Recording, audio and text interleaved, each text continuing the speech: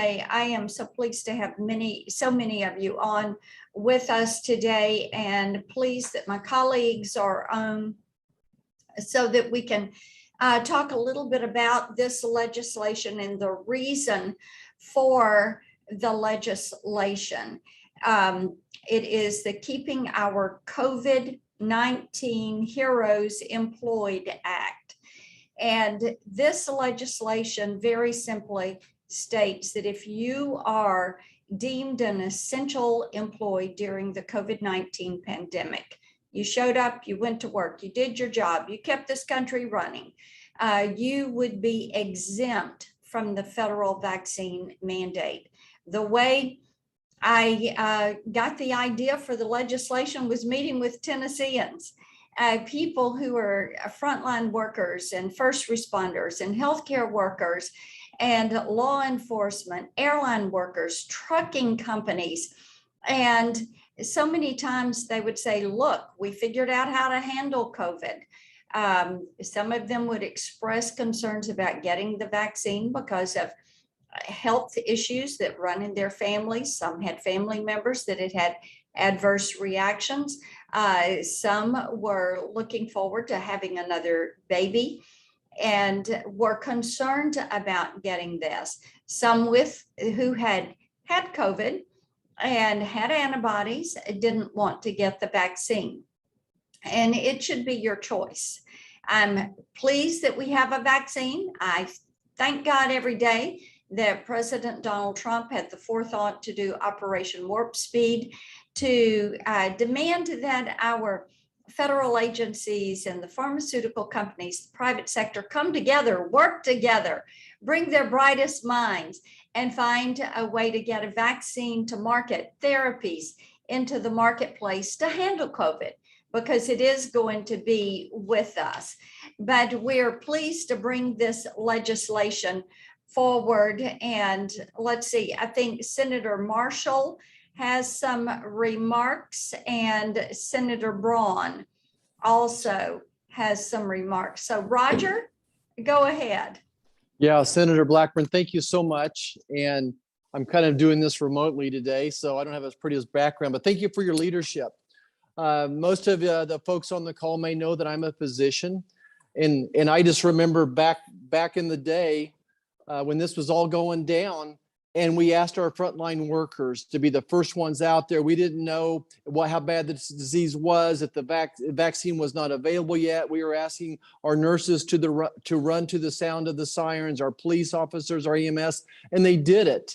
And now what's happening is they're getting slapped in the face, that they're being told, even though they have natural immunity, is that we're saying that you have to choose the jab or the job.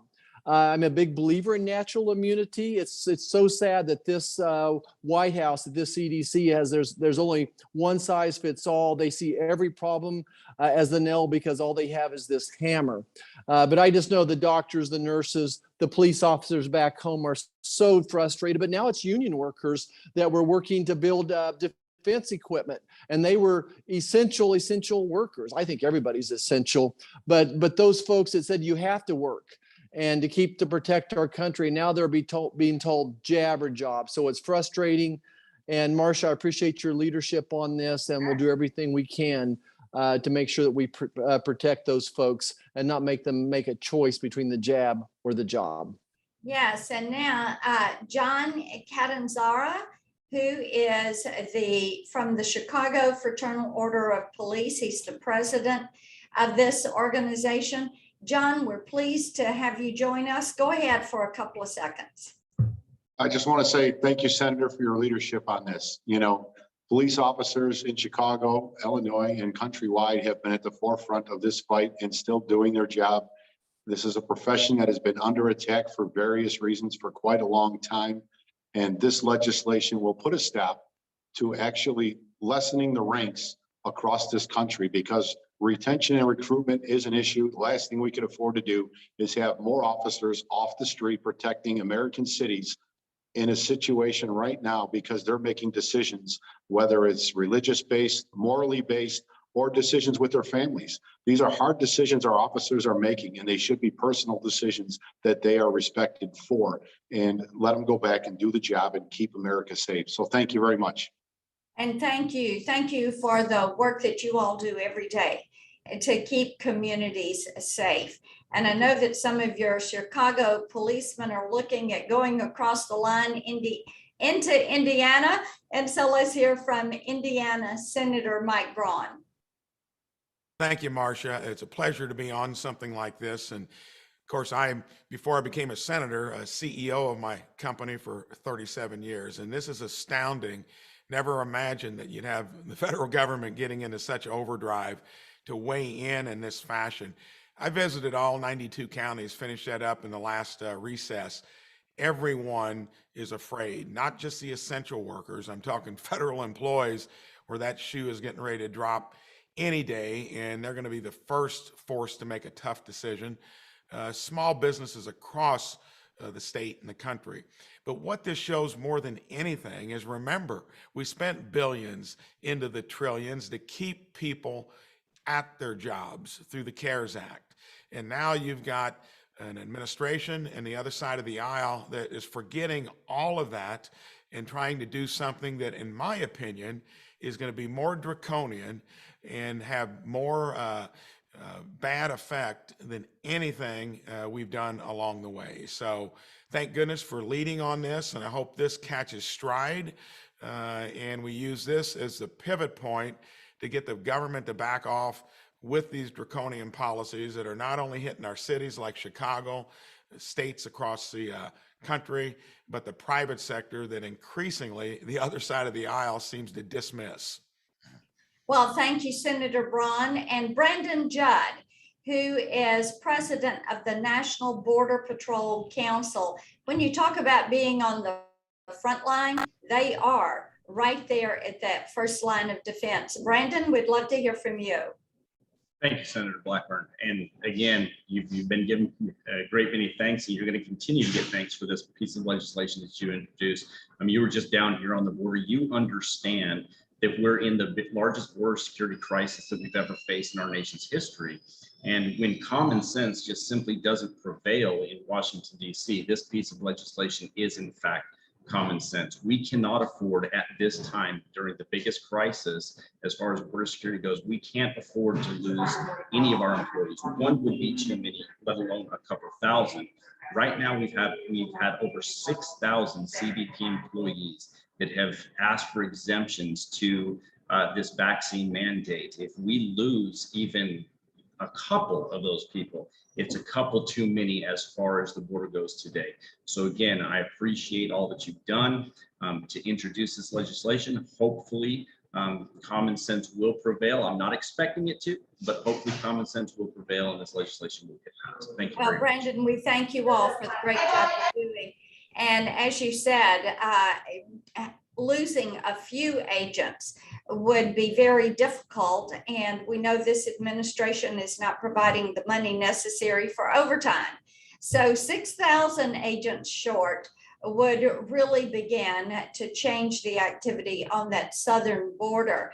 I know federal law enforcement officers have an issue also, and Larry leads the organization, Larry Cosme. Larry, go ahead, and we'd love to hear from you.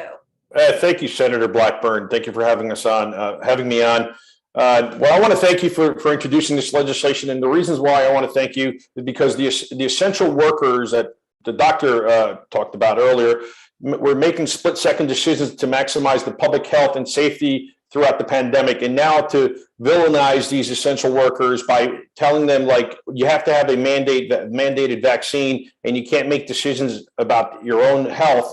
That's sort of demoralizing and demeaning to the men and women that are essential workers and the people that we represent in the federal law enforcement community. And it's important to recognize that these individuals were out there on the front lines, like Brandon was just talking about, and they were taking the hits, and no one really cared at that time or worried about making them essential in terms of getting the vaccine to them, because we were advocating for the vaccine from the very start. And that's something that we always told this administration, make sure that these vaccines are made available on a voluntary basis to the men and women in law enforcement. So we want to thank you for introducing this legislation, and we look forward to seeing how it moves forward. Thank you. Thank you. And you're so right. Voluntary. If you talk with your doctor and you're a candidate for the vaccine and want to take it, it should be your option to take that vaccine. We have supply chain issues in this country. And of course, there are concerns about these supply chain issues being made worse because of this federal mandate. Todd Spencer is president of the Owner Operator Independent Drivers Association. So Todd, love to hear from you. You're on mute, Todd.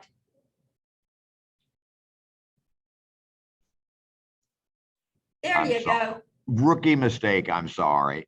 That's okay. Thank you, Senator, for taking this on the lead on this important issue.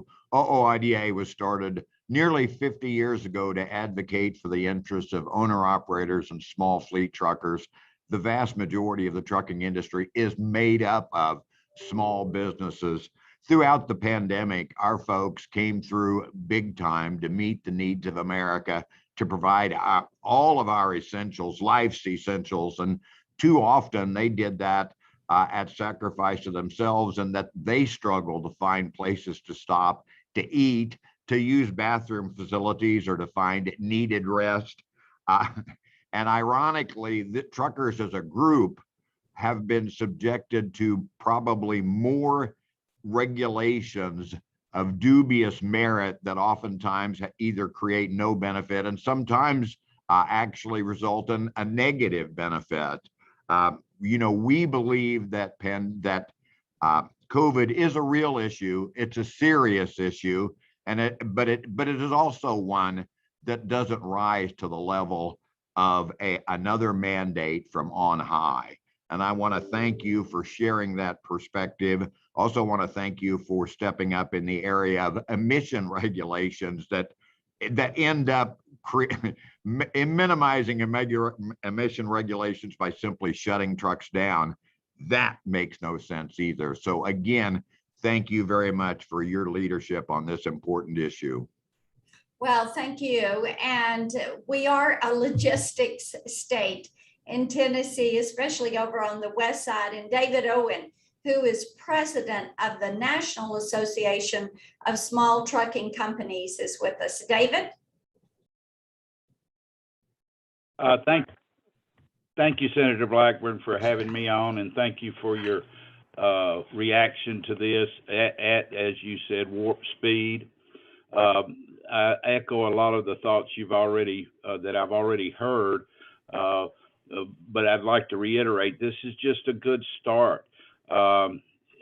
One person that's already commented made the point that everybody's essential when it comes to jobs in the world we're in today, but it's particularly so in trucking. I don't think the receiving public understands that trucks have to run every day, nonstop. They can't miss a day. Drivers can't miss a day. You're already seeing shortages in the grocery stores. You're going to see shortages in fuel. Fuel prices are going to continue to go sky high. What you're doing is very, very important, and we wholeheartedly support what you're doing, and hope that we can use this as something that gets this draconian, overbearing administration under control. Well, thank you so much. And I want to thank my colleagues who have stepped up and are working with me on this. And on the House side, the bill is being filed by Congressman Tim Burchett and Congresswoman Kat Cammack. And they're going to be pushing it on the House side. And to the organizations who have come forward and are supporting us, we're very grateful. I think we have time for a question or two. So Savannah, I'll send it back to you for the queue. Yes, ma'am. All right. So if you have a question, if you could please raise your hand on the Zoom. and let us know that you have a question. And then before stating your question, please state your name and outlet. Jordan Davidson, go ahead. Hi, yes, this is Jordan Davidson with the Federalist. Do you mind clarifying which part of the legislation? What exactly defines essential worker? Is there a universal term that you're using, or who exactly is included in that definition? You know, Jordan, as we talked among ourselves, essential workers were deemed in local communities. Writ large, you saw healthcare workers, law enforcement, the trucking industry, first responders all across the nation. Other areas, you had construction that was deemed as essential worker. Another area, it may have been grocery store personnel. So you're going to see this play out in different ways across this country. The point is, there are individuals who put serving their community and their country above their well-being. They rolled up their sleeves. They said, this is how we're going to protect ourselves. They adapted as we learned more about COVID-19. They're continuing to adapt because COVID is going to be with us, and they are finding ways to work. This allows them the option of not having to be under the federal vaccine mandate. All right, thank you. If anyone else has a question and you don't know how to raise your hand, just go ahead and unmute yourself. Senator Marshall, did you want to add something? I do, Senator Blackburn. Thanks again. And I got a question for the group here. That you just said, someone just an incredible group of folks here. What I've been told is 20 to 50% of blue collar workers have made the decision, and a very informed decision, to not get the vaccine. And for the record, of course, I'm in favor of people to get the vaccine, but not a federal mandate to force them. So if 20 to 50% of the employees on this call have not had the vaccine, and half of them have natural immunity, that's number one, is really frustrating. But what is your labor situation already for some of these groups? Are there people standing in line to take these jobs, or are these folks already facing labor shortages? And then what is that going to do to the supply chain? And Marsha, maybe you'd call on one of these folks here to answer my question for them. All right, Todd, you want to take a shot at that?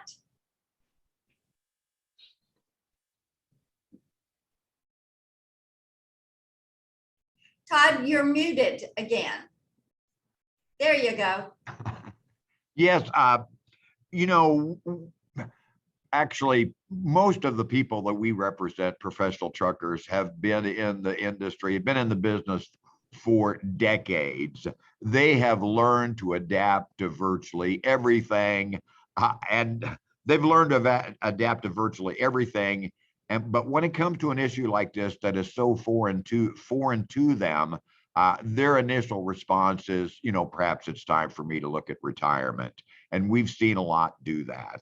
And this is not something this is not something we'd like to see, or for that matter, is in the interest of the country right now. They have concerns. They've lived through a lot. They believe they rely on their own judgment, and that should be a choice that they make, not the government. But Todd, you guys already have a labor shortage, right? What is this mandate going to do to your profession? Well, it's really debatable about whether there is a shortage. What we see on a regular basis is we don't have drivers in the areas where they are needed for that particular moment. And one of the reasons for that is people come and go really, really quickly. And this is a kind of an issue that will simply trigger more to opt for doing other things. Again, as I said earlier in my comments, trucking is a heavily regulated industry, and most all of those regulations target drivers. And, at some point, people say, I've had enough. Yeah, well, I can tell you in Kansas, we have a huge trucker shortage. I mean, it was a shortage over a year ago. It's exacerbated, and this mandate is going to even clog the supply chains worse and drive up inflation. I bet Marsha's got some shortage of truck drivers in Tennessee too, and Senator Braun in Indiana. That is so true. All right, we can take one more question, and then I know we all have to move on for some committee meetings and a vote on the floor in a little bit. Anyone else? Senator Blackburn, this is David Owen. I'd just like to Yes. reiterate, whether there is a driver shortage or not, it's perceived or real. There's a shortage of capacity for 100 reasons. And a comment was made earlier about your help in addressing some of the sensor and EPA Yes. functions for shortage. All of these things complicate the fragile way our distribution system works, and it is going to be devastating. This if it goes through the way I understand it to be, it will devastate trucking and devastate the economy. This is a really serious issue. Well, you're right about that. And this is why we have done the legislation to keep these COVID-19 heroes on the job. There are 10.4 million vacant jobs in this country right now. And this is going to add hundreds of thousands of vacant jobs. It will make the supply chain worse. It will mean fewer individuals working in nursing homes and hospitals. It will be fewer cops on the streets. It will endanger what we see with airline workers being able to get these planes in the air, to get them unloaded, and to service the flying public. We're hearing about it through all different components of transportation. So we are here to help solve a problem that exists, not only for Tennesseans, but for workers all across this country. And we are so grateful that you all have joined us today. Thank you so much, and stay in touch. Bye.